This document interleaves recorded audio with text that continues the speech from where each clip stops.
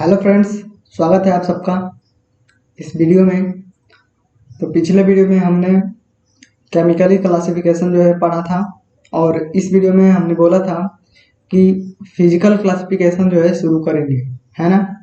तो इस वीडियो में हम लोग शुरू करते हैं फिजिकल क्लासिफिकेशन, और हम पढ़ेंगे कि फिजिकल क्लासिफिकेशन जो है कैसे किया गया है और इसके एग्जाम्पल क्या क्या हैं। ठीक है, तो ये खास उतना ज़्यादा इम्पोर्टेंट है नहीं, बस आप इसको पता होना चाहिए कि फिजिकल क्लासिफिकेशन क्या है।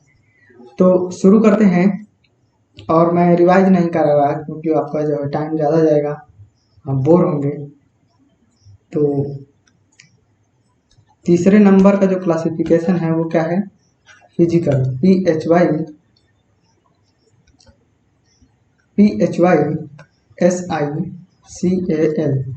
Physical classification. CAFICATION, physical classification.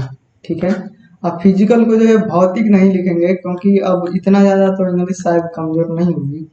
तो ये किया जाता है बेस्ड ऑन, हमने शुरू में ही पढ़ा था, based on physical appearance, PHYSICAL, physical appearance, APPREANCE। और इस अपीयरेंस का मतलब होता है रूप, यानी कि वो भौतिक रूप में, यानी कि फिजिकल रूप में, यानी कि कहें कि वो आंखों से देखने पर, ऐसे दूरबीन से नहीं, ऐसे ही आंखों से देखने पर वो जो है कैसा है, क्या वो लेयर के रूप में है, क्या वो बिना लेयर के रूप में है, एट रैंडम, इसी तरीके से किसी तरीके से भी है। ठीक है, तो इस आधार पे जो है हम इसे क्लासिफाइड करते हैं। ठीक, तो इसको जो है हम तीन भागों में जो है क्लासिफाइड करते हैं, ए, बी और सी। तीन भागों में क्लासिफाई करके पढ़ते हैं।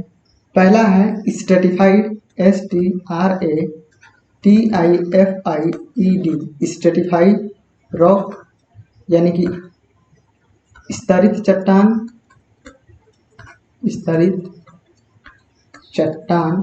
इस रॉक को ना सेल भी कह सकते हो, सेल माने पत्थर होता है। अनस्ट्रेटिफाइड, STRATIFIED, स्ट्रेटिफाइड रॉक। कई लोग किताबों में सेल पढ़े होंगे तो उससे घबराना मत, ठीक है ना। और स्तरित चट्टान, वैसे तो सेल और चट्टान का दोनों का मतलब अलग होना चाहिए, और होगा ही, लेकिन अगर ब्रॉडर रेंज में देखें, मतलब ज़्यादा, जैसे कि कुछ छोटे छोटे शब्द होते हैं जो एक ही जैसे लगते हैं लेकिन उनका मीनिंग अलग अलग होता है। फोलिएटेड, और तीसरा जो हमारा क्लासिफिकेशन है फोलिएटेड रॉक। अब इसकी हिंदी पता नहीं, मैंने आपको बताया था। तो फिजिकल क्लासिफिकेशन में केवल यही तीन क्लासिफिकेशन है, इन्हीं को पढ़ना है। ठीक है, अब इनको पढ़ना है तो हमें, अब आप जानते हो कि स्ट्रेटिफाई रॉक किसे कहते हैं, अनस्ट्रेटिफाई किसे कहते हैं, और फोलिएटेड किसे कहते हैं। तो ये तीनों के तीनों जो है आपने ऊपर क्या कर रखे हैं, पढ़ रखे हैं, और मैंने इन पे जो है डिटेल में बात करी है। ठीक है, तो अब स्ट्रेटिफाई होगा तो वो क्या होगा, लेयर के रूप में होगा, स्तरित होगा। अनस्ट्रेटिफाई क्या होगा, तो वो लेयर के रूप में नहीं होगा, वो एट रैंडम किसी तरह से होगा, रैंडमली होगा। और फोलिएटेड होगा तो वो क्या होगा कि वो लेयर के रूप में ही होगा, लेकिन उसे एक निश्चित डायरेक्शन में क्या करोगे, आप अलग कर पाओगे। ठीक है ना, एक निश्चित डायरेक्शन में आप क्या कर पाओगे, उसे अलग कर पाओगे। तो ये भी क्या होगा, लेयर के रूप में ही होगा। तो ये तीनों के तीनों सारी चीजें जो है हमने पढ़ रखी हैं, तो सीधा सीधा हम केवल लिख लेते हैं इनको, और इनके जो एग्जाम्पल हैं वो हम देख लेते हैं, है ना। अब इस पे समय देना ज़्यादा सही नहीं है क्योंकि आप भी बोर हो गए, एक ही चीज़ को कई बार बताएंगे। तो पहला वाला हेडिंग लिखेंगे Stratify rock, STRATIFIED, Stratify rock. तो क्या होता है कि इसमें लेयर, चट्टान को जो है लेयर के रूप में अलग कर सकते हैं। इस प्रकार की रॉक को लेयर के रूप में अलग किया जा सकता है। ठीक है ना। तो एग्जाम्पल क्या क्या है,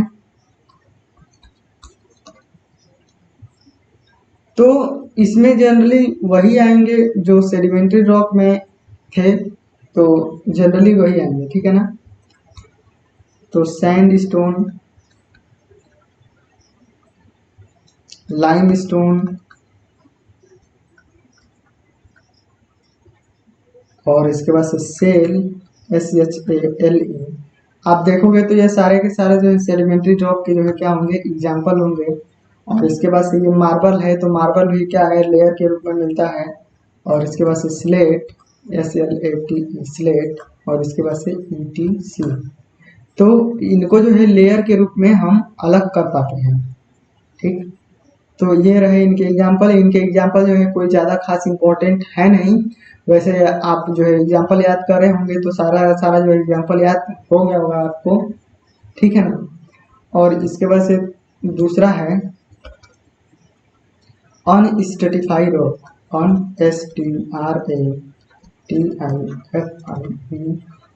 अनस्ट्रेटिफाइड रॉक।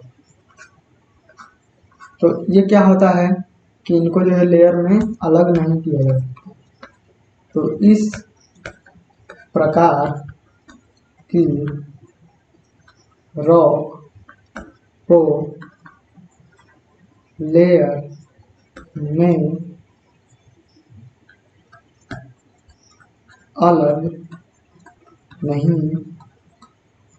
किया जा सकता।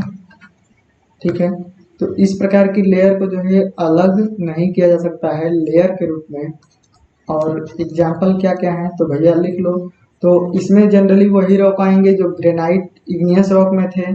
तो इग्नियस रॉक में पहला क्या था, ग्रेनाइट। अब देखो ग्रेनाइट क्या है, प्लूटोनिक रॉक है और ये सबसे ज्यादा गहराई में पाई जाती है। लेकिन आप हर जगह जो है आप ग्रेनाइट का नाम सुनोगे, क्यों? क्योंकि जो है ये बहुत ही खास रॉक है और इसकी जो बियरिंग कैपेसिटी है कंप्रेसिव स्ट्रेंथ की वो बहुत ही ज़्यादा होती है। ठीक है ना। लोड कैरिंग कैपेसिटी ज़्यादा होती है, इसका वेट क्या होता है, ज़्यादा होता है। जाहिर सी बात है ये गहराई में मिल रही है तो इसका वेट क्या होगा, ज़्यादा होगा, इसकी डेंसिटी ज़्यादा होगी। इस कारण से जो है ज़्यादा इम्पोर्टेंट है। इसका यूज जो है जहाँ पे भारी वर्क होगा, जहाँ पे इम्पोर्टेंट वर्क होगा, जहाँ पे बहुत ज़्यादा हैवी लोड आएगा वहाँ पे हम इसका यूज जो है करेंगे। ठीक है। तो ग्रेनाइट का जो है नाम हर जगह सुनेंगे, SYNITE। ग्रेनाइट और साइनाइट दोनों साथ में रहते हैं। और गैब्रो, GAWRO, जैसे बेसाल्ट, BASALT, फिर से ट्रैप, ये सब क्या है, ये सब अनस्ट्रेटिफाइड रॉक के एग्जाम्पल हैं। ठीक। और लास्ट वाला है foliated rock, FOLIATED, foliated rock. और फोलिएटेड रॉक क्या है कि ये भी लेयर के रूप में ही होता है, लेकिन इसे किसी निश्चित डायरेक्शन में क्या कर सकते हो, अलग कर सकते हो।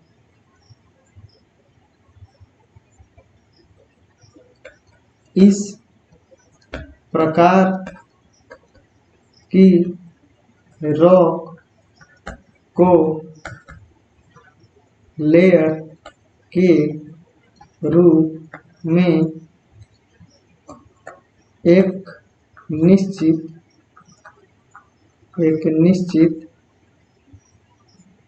केवल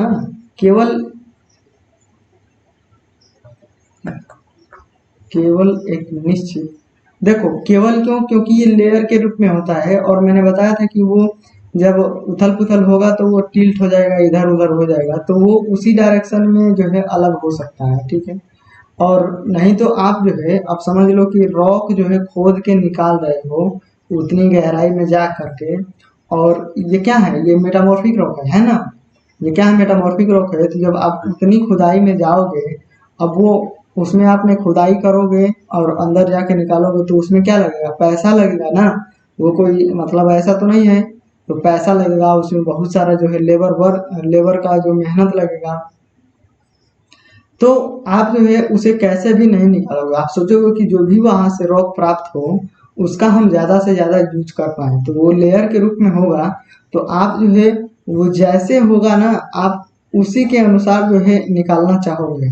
नहीं तो अब मान लो लेयर के रूप में ऐसे हो, ऐसे है, और आप कहोगे कि नहीं मैं तो ऐसे ही निकालूंगा, तो इसका यूज क्या होगा, ज्यादा नहीं हो पाएगा।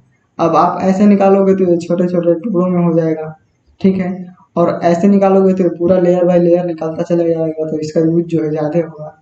बात समझ में आ रही है। तो इस प्रकार की रॉक को लेयर के रूप में केवल ऊपर केवल नहीं लिखा होगा तो लिख लेना, केवल एक निश्चित डायरेक्शन, DIRECTION, डायरेक्शन को दिशा, वहां पे मैंने लिखा था दिशा भी लिख लेना।